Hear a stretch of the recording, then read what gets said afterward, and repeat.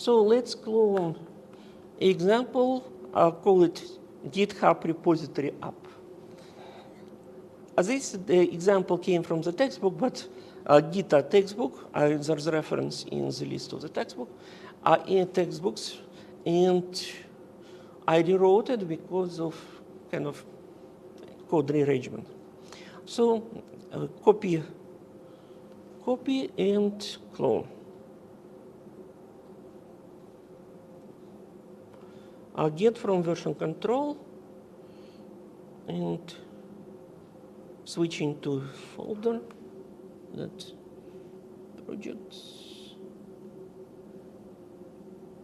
open.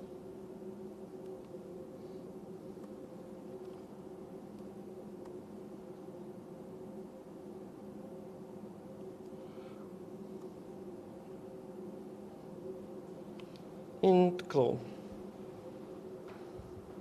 Trust project.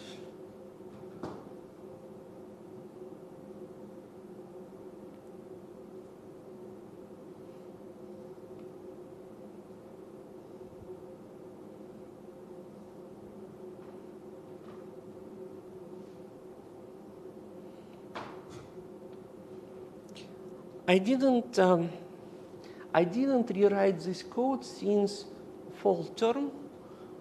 So this is how it was in the course when I was teaching this in fall previous year. The reason why I didn't rewrite it, it's there is no copy-pastable paths from it into your assignments or to exam. So I'm explaining ideas, how it is done, but you don't need to copy-paste libraries into any piece of your work at this point. So for this reason, I didn't change build Gradle files, so they're in original form, like it was not original. This is how I made them in fall term.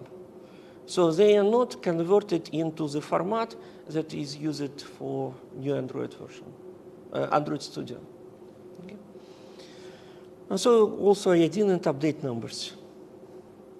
So idea was to explain how approach works, but since you don't need to copy this stuff anywhere at this moment, so I decided to save time not to rewrite this part. By the way, in restaurant app, I redid this. Now restaurant app has this newer. So if you reclone this project, it would be copy-pastable into your assignment, if you want. Assignment 4. Assignment 4. So restaurant app was updated yesterday for the libraries, like Gradle and Gradle piece. So let's run this part and see what it is doing, so we know what to expect in the code, not in functionality.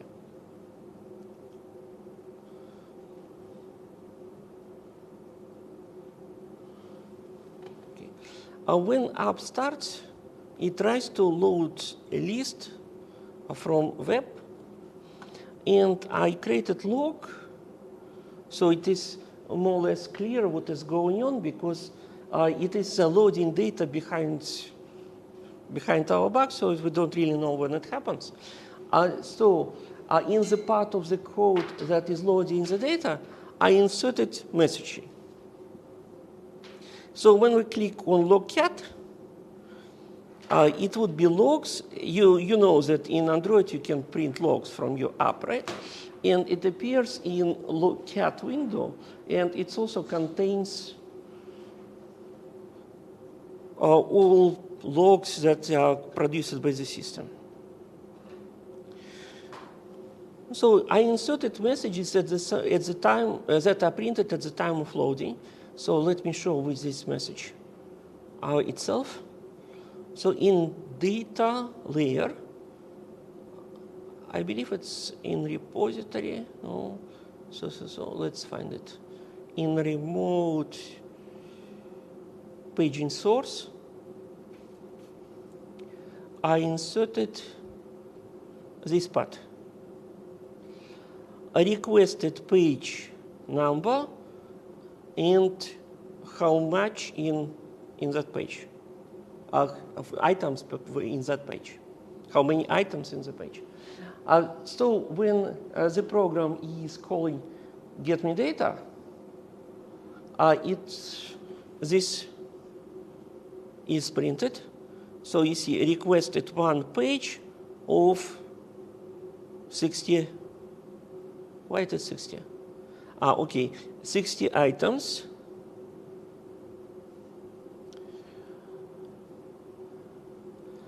Then this is what it wants, but it's not what is necessarily provided.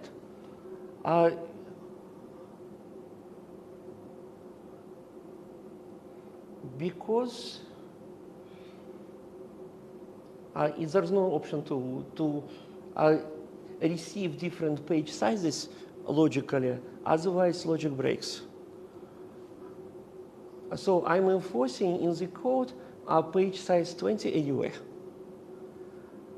Because this way, server side cannot figure it out what is loaded, what is not loaded. Because if we ask a page 3 of 20 items, it will assume that previous 2 pages were also 20 items. If you try to vary page size, you will not get data consistently. Because when you ask like page 4, 30 items, and page 5, 20 items, it will assume all previous pages were 20 items. So you will get duplication of the data. So if you ask data from web, there is no way to receive data consistently unless you ask the same page size. Maybe for fancy interface, yeah, but not for the interface that I'm using here.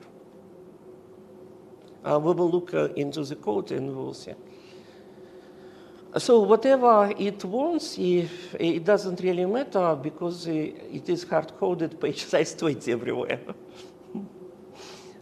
So next, requested that, but actual code that sends network request is asking for 20. It is hard-coded in the request that sends to a server. So receive it page 20, receive it page 20, and receive it page 20, right? So it wanted 60, but received 20, so it's asking again, so it received another 20, and asking again, received another 20. And now it's happy. So it loaded 60 items ahead of the time. So it is displaying only 6, but there are actually 60 already loaded.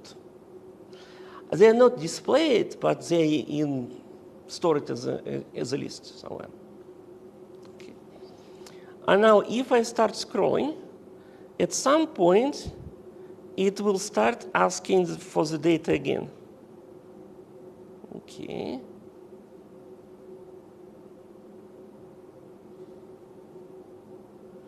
Okay, you see, I requested page 3, load size 20.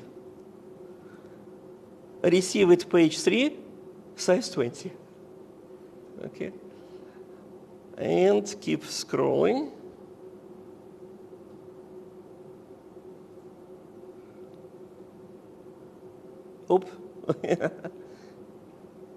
Again, I requested page 4 size 20, received page 4 size 20. Where it prints received? It's here, when it is received. Yeah.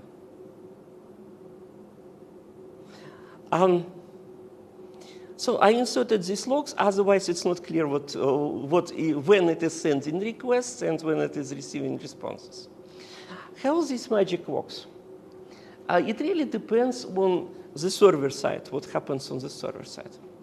In this case, server is RESTful, so it is similar to Restaurants app. And it's similar to Mars app. It is just sending you JSON. But this server has an option to specify pages and page size. So you can ask page 3, size 20, but it will assume that all previous pages were also size 20 because it doesn't keep any history. This is very typical for RESTful services. RESTful protocol does not keep any history like HTTP protocol. So in HTTP protocol, if you want to maintain any kind of history, you need to use additional tools like cookies, sessions, but protocol itself does not have any built-in history of interactions between particular browser and server side. And it's not a bug, it's a feature, this is optimization. So unless we maintain kind of cookie data or some kind of ID data and storage on the server side, like a session per ID, every request is new to the server. So server does not have any knowledge of particular browser interaction, except the current one. And these kind of services are actually quite easy to implement, especially using software framework, using databases. A program that is sending data this way from the database, it is just a matter of populating databases and connecting libraries to your project. Most of it is just automatic. If you want to make data editable, or it is definitely extra work to implement login and password. Otherwise, it is quite straightforward. Of course, data should come from somewhere, and this is extra work, right? But the part that is serving data a pageable way from database, if you use framework, for example, Spring Boot framework, it's already built in. There is no need to do extra work. In this particular case, remember how we did RESTful interaction. We declared API in terms of interface, and we used retrofit to generate code based on API declaration. Unlike in our previous example, a given request contains parameters. We can create we can add request parameters to the address like brute force. This way, it is not changeable because it is hard-coded in the string. And we can add additional request parameters as variables, like page number in this case. In this case, page size is not hard-coded, but I can say page size 20, in this case will be hard-coded. But later in my code, page size is always 20 number. And the reason is, if it is changing, since server doesn't have any previous history, it will not be able to figure out where your data should start. Because only received information is page number and page size. So it has to assume that previous pages are the same size.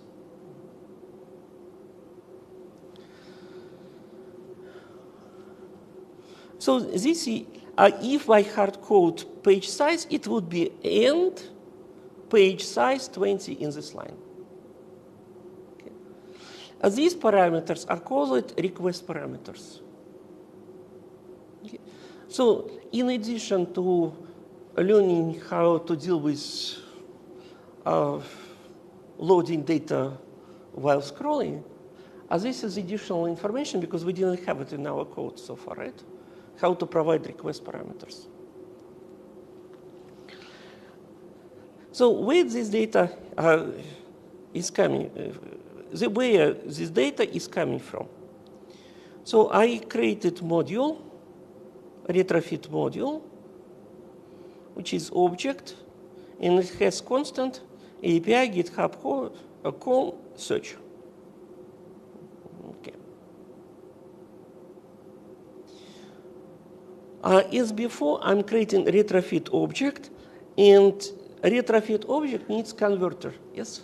Sorry, I was going to ask you, what is a retrofit object? It is object that generates, okay.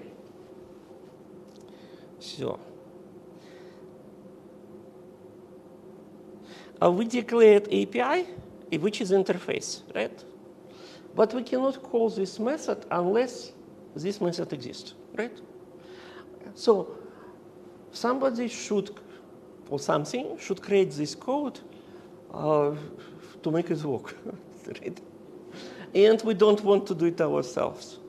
So retrofit object is generating the code. So this is what it's doing.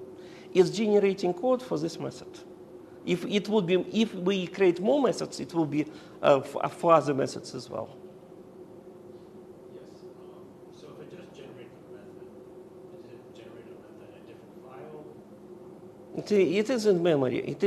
It is creating object that has a method implementing this interface. It is in memory, yeah. So it's not separate file, it's a runtime object. So in my module, I remember that in order to have this API working, we have to have that object. And before creating this API object, we need to have retrofit object because this retrofit object is creating it. What retrofit on its own?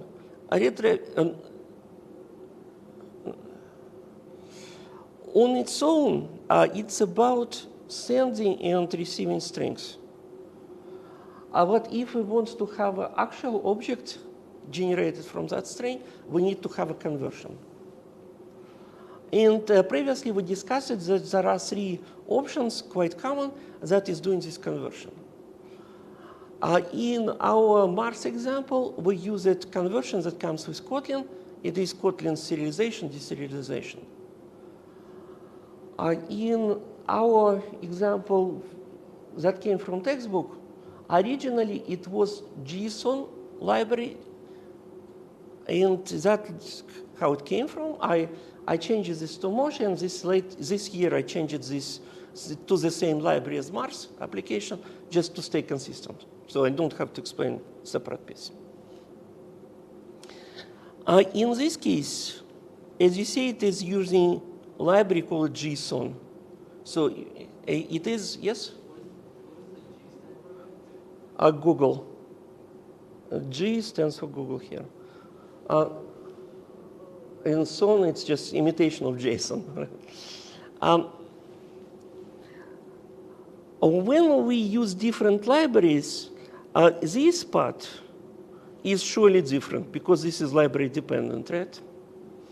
And another piece is different. It's a description of the object that we expect to receive.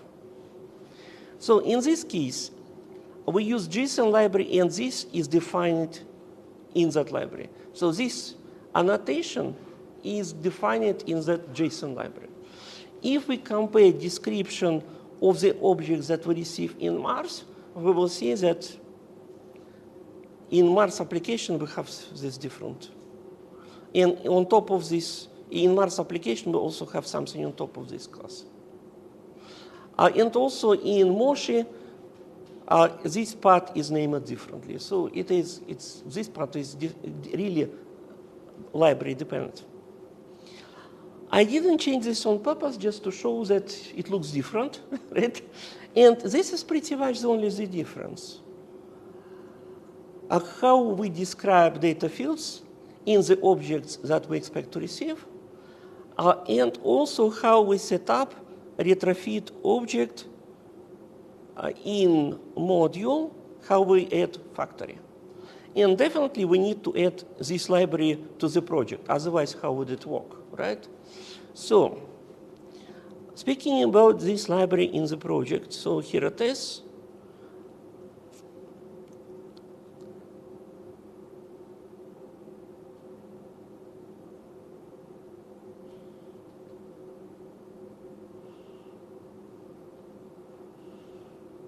Okay.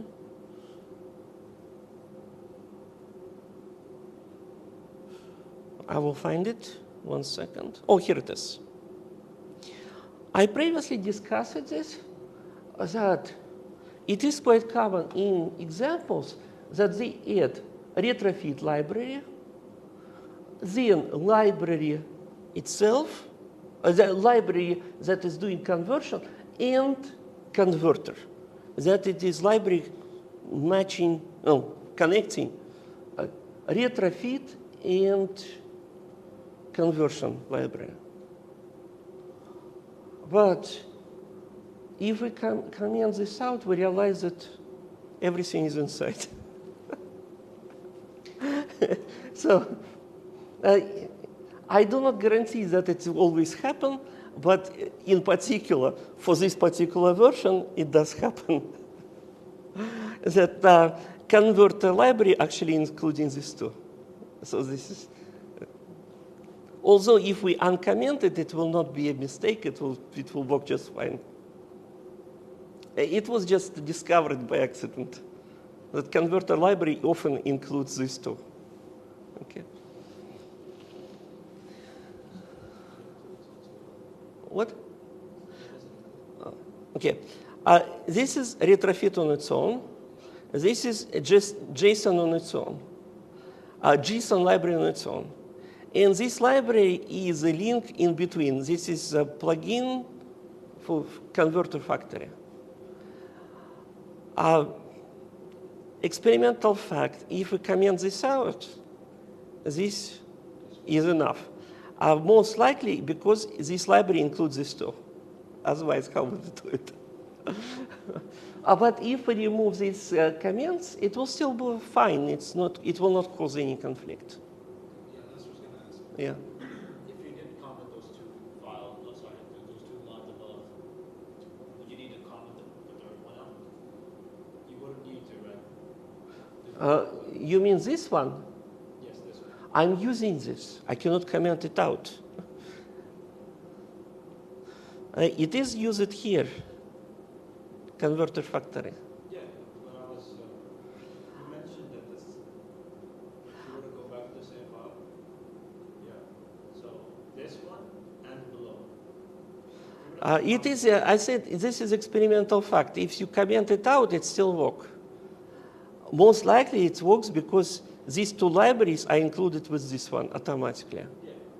So, but if I remove comments, it will not break anything. It will still fine. It will still work fine. It's not broken. And it will run. It is just a fact that in some situations, maybe for some versions of these libraries, a converter includes these two automatically, so we don't really need to list it separately. So this is why when it is commented out, it still works. Okay. Also speaking about future, I already mentioned example from a newer textbook. That example is using Moshi. And I don't want to change that, so let's have example for JSON. It's the same example for Moshi. Because keeping porting this each time, it's first of all, it's tedious. Second, differences are quite small, so you can just have experience with each of them without any issue.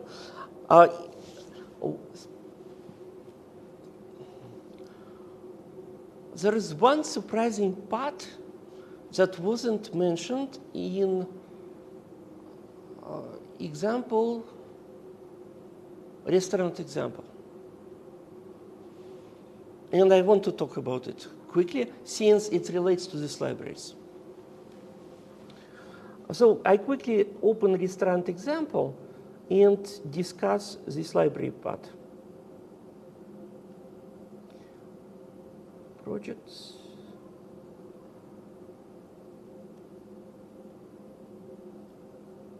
Ghita restaurant app. New window, a new window.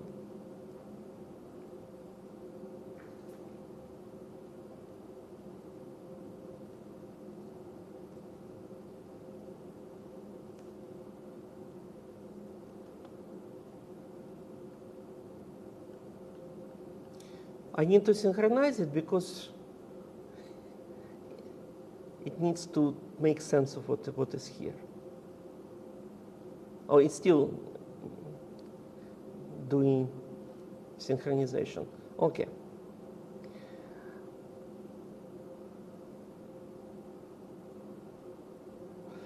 As you see, I converted restaurants up to newer format of these files, right? So if you run update or reclone it, I did it yesterday in the evening. So this is converted. But if you compare this part with restaurant, this and restaurant, you will realize that surprisingly it has additional library, this. And it doesn't have image loading library because restaurant is not loading images from web. Apparently, this library is necessary if you don't include that image loading library. It appears like our Mars app was using some functionality that is not about image loading, but it's coming with image loading library. And this is OK HTTP client.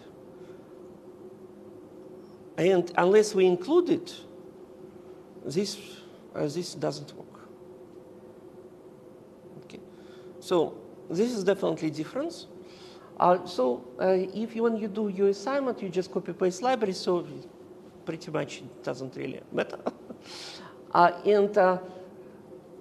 In your assignment 4, it is editing existing code for the Mars application. It already has all libraries that are necessary. Oh no, you need to add navigation library there because it doesn't have navigation. So you will need to add navigation libraries into Mars application, definitely, because it doesn't have navigation. But others are pretty much copy-paste. Not even copy-paste, it's already there because you edit existing code for assignment 4. So this library, surprisingly, is necessary. And I can show where it is. In data, second, data.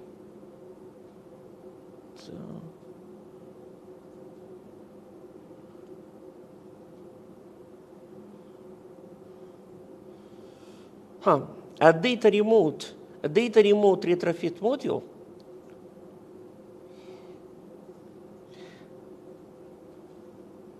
This function toMedia type surprisingly needs that library. This one, toMedia type. Otherwise, you see it is OK HTTP3 toMedia type. Our Mars application doesn't have it. It does have this part. It didn't have a library included explicitly. I assume it came with COIL library that is loading data from, loading images from web. This is the only explanation. Because this program does not have COIL library, it has this issue. Mars application has COIL library, it doesn't have this issue. Difference is, and definitely this is not image loading problem, right? It needs this one. Yes?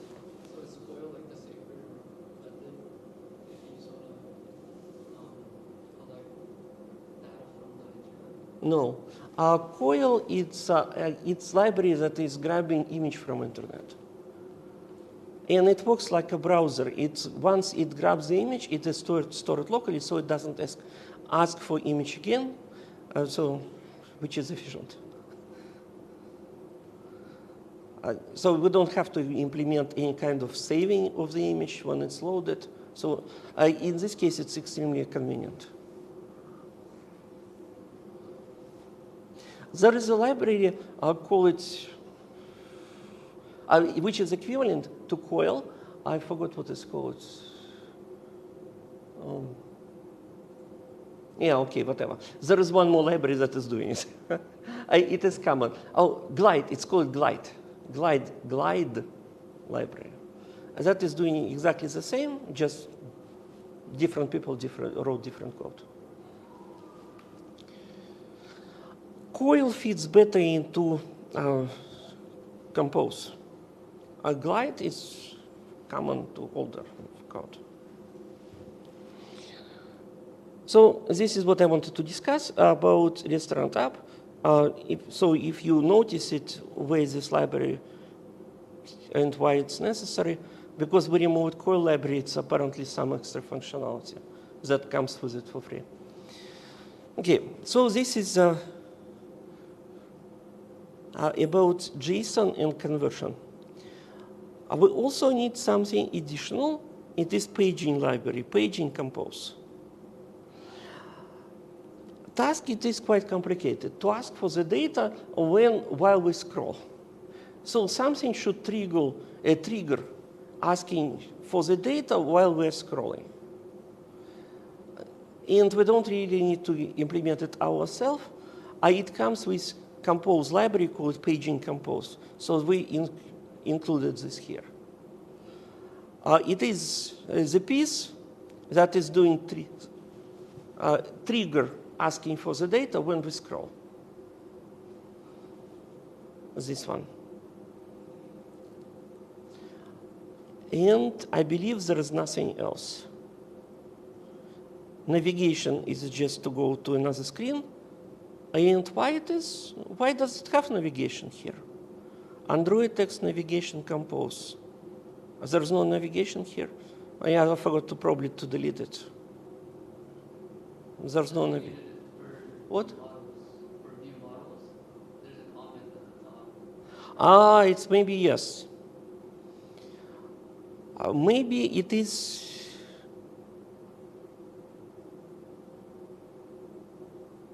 But why it is with navigation compose?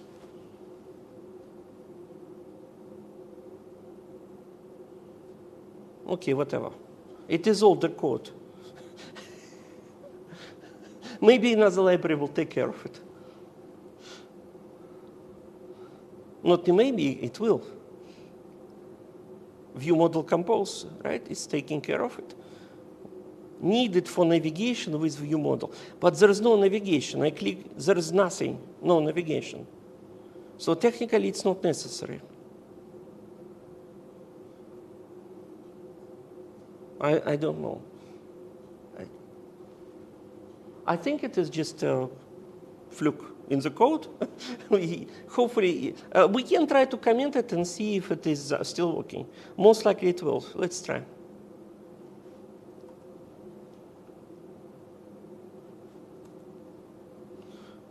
Stop it. Resynchronize.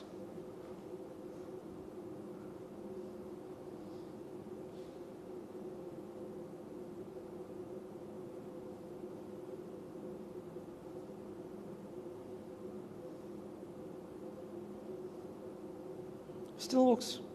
Yeah, so it was just a mistake. So in addition, we had only one library that is taking care of compose with paging. But there are many other libraries that commented out for the future version. I thought maybe let's implement storing this in local database. By the way, local database provides such functionality as well. We can retrieve data from the local database by pages. It is not just here. Paging is a lot bigger than used in this program. This program is using paging to retrieve data from web and displaying it while we scroll. The same can be combined with database. So data is duplicated in database. Or even use it separately. Data from the database is retrieved by pages when we scroll it. So paging is far bigger than this program is using. So it is the reason why many things are commented out, and I thought, okay, let's make a version when this data goes to local database and goes from local database to the screen, so it doesn't reload the stuff while we scroll. Because if we keep scrolling up and down, some of it is cached, but not all. It will keep re-asking web server for the data.